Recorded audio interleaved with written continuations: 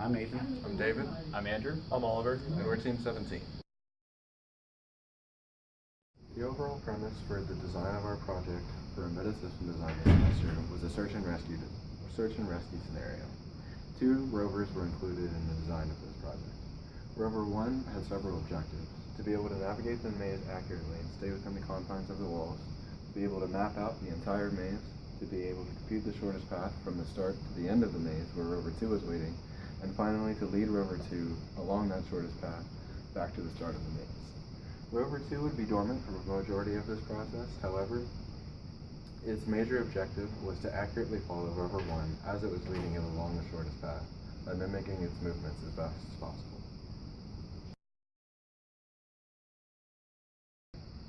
The project requirements that we actually met in our final invitation, so starting with the maze, we have the correct tile size in our maze. However, the maze itself is slightly smaller. We originally said it was going to be 5 by 6, but it turned out to be 5 by 4, purely for size limitations on our desk workspaces.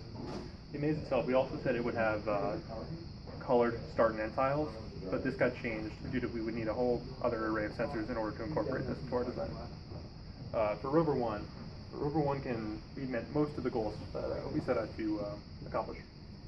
It can solve mazes with 100% of the time, and it can map the maze, and it can sense these tiles correctly. However, it is unable to do movement corrections. To do this, every now and again, Rover 1 needs to be manually adjusted ever so slightly to be put back on course. For Rover 2, Rover 2 can consistently sense forward movement, as in Rover 1 in front of it has moved forward. But it cannot detect that Rover 1 in front of it has turned.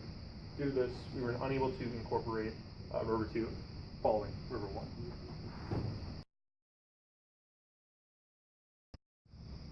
So this is our first rover.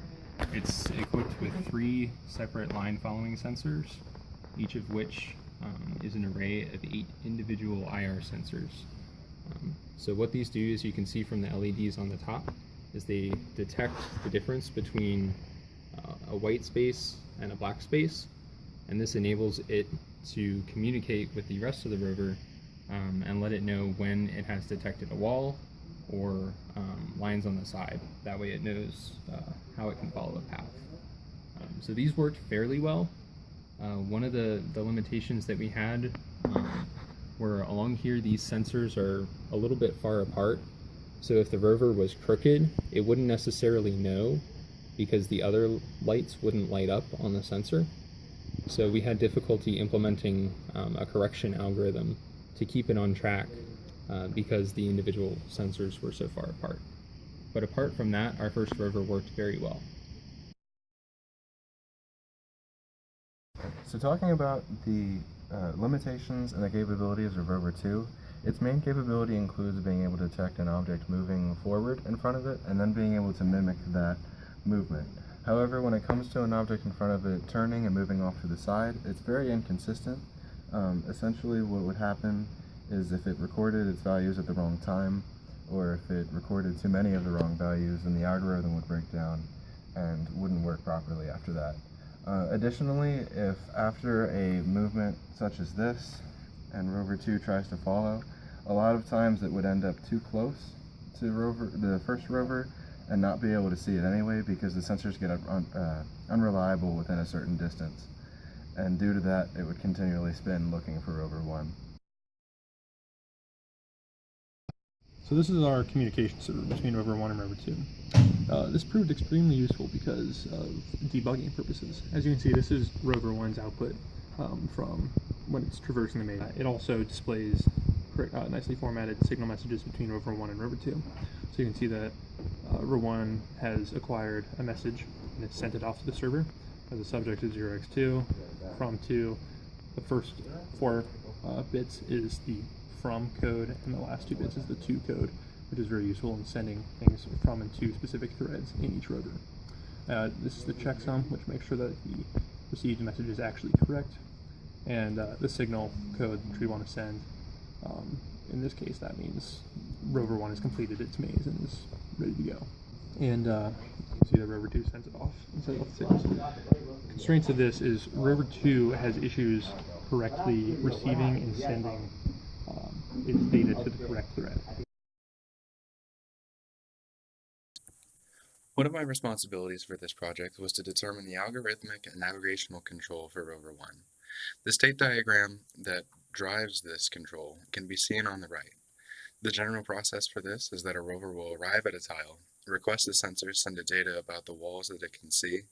It'll map out the tile based on that sensor data and then add all of the openings that it sees to a frontier list and pop the next set of coordinates from the frontier list that it now has started and then find its way to those coordinates using A star and navigate along that path. And then once it arrives there, the process begins again. As an example, if you take a look at where the red arrow is facing in the maze right there, you could say that the rover just arrived in that tile and is facing that direction. So the tile behind it will always be open because that's where it came from. The tile in front of it has been blocked, so that will not be added to the frontier list. But to the left and the right of the rover will be added coordinates to the frontier list that correspond to those tiles, so that it knows that it has to still go to those. Eventually, the frontier list will be empty after the rover has gone to all of the tiles, and at that point the rover will know that the map is complete and that it needs to compute the shortest path using the A-star algorithm, and then start leading rover 2. So I was also in charge of the algorithm and control of rover 2. Essentially what this thread did was initially it was just going to be waiting for rover 1 to say, hey, I'm in front of you, start following me. Once it got out of this state, by receiving that signal from rover 1, it would start recording the movement of rover 1 by just asking the sensor thread that Andrew was in charge of to give me the current ADC data at the time. It recorded until rover 1 said that it was done with the movement, or if 5 seconds happened, or 5 seconds passed, and it would ask for that sensor data every 200 milliseconds. After it's recorded that movement, it analyzes the recorded data based on which sensor loses the rover 1 first. If the right sensor lost rover 1 first, then that would imply a left turn that rover 1 made, and vice versa. If the left sensor lost it first, then that would imply a right turn. Or if they stayed about the same the whole time, then that would be a forward movement. Once it analyzed and came up with the movement that it was supposed to make, it sent those commands to the motor thread. It then moved forward and made sure it found rover 1 again before going to record the sensor data again. And between these two states, it would also send a message to rover 1 to let it know, hey, I'm in position. So this is how the sensor thread works. Basically, it's in a wait state, blocking on a queue, waiting for a message to come from either the motor thread or the navigation thread. So what it does once it receives one of those messages is it starts the I2C modules to write to each of the 3 sensor registers and then read from those corresponding registers. So what it gets back is a byte that represents which of the 8 LEDs in each sensor array are on or off at the time. And it can use that information to determine whether there's a wall there, whether there's an opening, whether there needs to be sensor motor corrections or not. So what it'll do is it'll process that data separately depending on which thread sent it a request. So if the navigation thread sent it a request, it will determine simply whether there is a wall or not at each of the 3 sensor locations. And it will then send that data back to the navigation thread and go back to the waiting state. Now if the motor thread sent it information, it would process motor correction data and then send that back to the motor thread and continue waiting for a request. Now, the motor corrections didn't end up working in the end, but we were able to get a few of them implemented.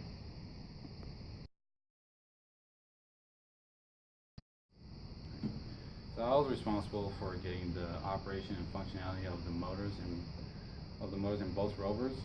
To do so, they were both powered by PWM or pulse width modulation, which is a fancy term for a digital signal.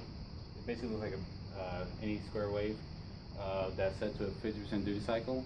Basically, the duty cycle sets the default speed of the rovers. And to change the actual directions of the motors themselves, there are certain pins on the motor shield that allow you to set them high or low, depending on what direction you want to move, or basically. You can move forward, backwards, or have it turning, spin left or spin right. But we also wanted to, or needed to, be able to control how long and change these directions. To do so, it required receiving additional data from the motor themselves, known as encoder data. And basically this data is the number of ticks that the wheels have moved up so far. And basically it'll contain the data of how far it goes. And what would happen is if you want to turn left or right, there's a certain number of ticks or rotations that we will have to measure in order to get that turn. So basically the motor thread itself had a fairly simple state machine working. It will first initialize the configurations, and then it will wait to receive commands from either the navigational or sensor thread. It will first receive commands from the navigational thread, telling it basically where to go. Once it receives it, it will process what it's telling it, and this format usually contains in what direction it wants to go and how far it wants to go. So once it processes them and parses them, it will basically carry out the commands it was told, then it will request an acknowledgement from the sensor thread. Now the sensor thread is supposed to tell the motor thread if it's good, if it's okay, or if it needs to be adjusted. So then once it does receive the messages, it will process them like any other command and it will return to the same loop. Until it will keep going through this loop until it receives the okay from the sensor thread. Once it does receive the okay, it's going to go ahead and send an acknowledgement to the navigational thread, so that way it'll know that you're centered or you're in a good position, and it can go ahead and wait for it to receive another command. This ensures that the motors, or at least this is what we initially had planned, to make sure that it is completely centered and autonomous and able to traverse the map without any problems. So my role in our project was to be in charge of the communication between the two PICs. This included setting up the Raspberry Pi, which is acting as a wireless access point, and setting up the two Wi-Fi's, which are connected to the PICs. End-to-end, the way the system works is either the motor, sensor, or navigation thread can send a message to the communication thread. This message can include any sort of signal or information that either one of those threads wants to send. The communication thread will then package that into a nice message, which will include the subject of the message and a from and to addressing byte, which will demonstrate where the message came from and where it's going. It will also then package and create a checksum to ensure the message will be how it is intended to be. So once the communication thread receives that information, it sends it to the USART, which then gives that information to the Wi-Fi. Wi-Fi will then broadcast that information to the Raspberry Pi, and the Raspberry Pi will send it to its display, where we can see it for debugging purposes, and then it will also send that information to the other PIC, where the communication thread will parse that message, ensure the checksum is correct, and forward it to where it belongs. Okay, so for the hardware design of Rover 1, we needed a way that we could mount each of the three sensors so that they would be close enough to the rover, but also be close to the ground so they could accurately read the data that they needed to. So we used these metal brackets here and just some simple hardware screws to keep them in place. So there's two separate metal brackets on each side and then one in the front, and it keeps the sensors roughly half an inch above the ground, and that's the perfect distance for them to read accurate data. So we never have to worry about whether or not the data we're getting is accurate. So all of these sensors are connected to a single I2C bus on top. So I attached a breadboard up there, and then each of those is connected to their individual power and grounds. Improvements. For Rover 1 mostly works really well. However, one small improvement we thought we could have is to have smaller, more precise line follow arrays on the sides. That way we could more accurately detect whether we are crooked or slightly off to the side in the space. With the large ones that we currently have, that makes that quite difficult, so the corrections never got fully implemented. For Rover 2, we would redesign a lot of the way how it follows Rover 1, whether this be changing the sensors we use, adding more sensors, or even using a pixie cam, or just completely rewriting it. There's many ways to change the way it follows Rover 1, but as the way it is now, it could use some additional robustness.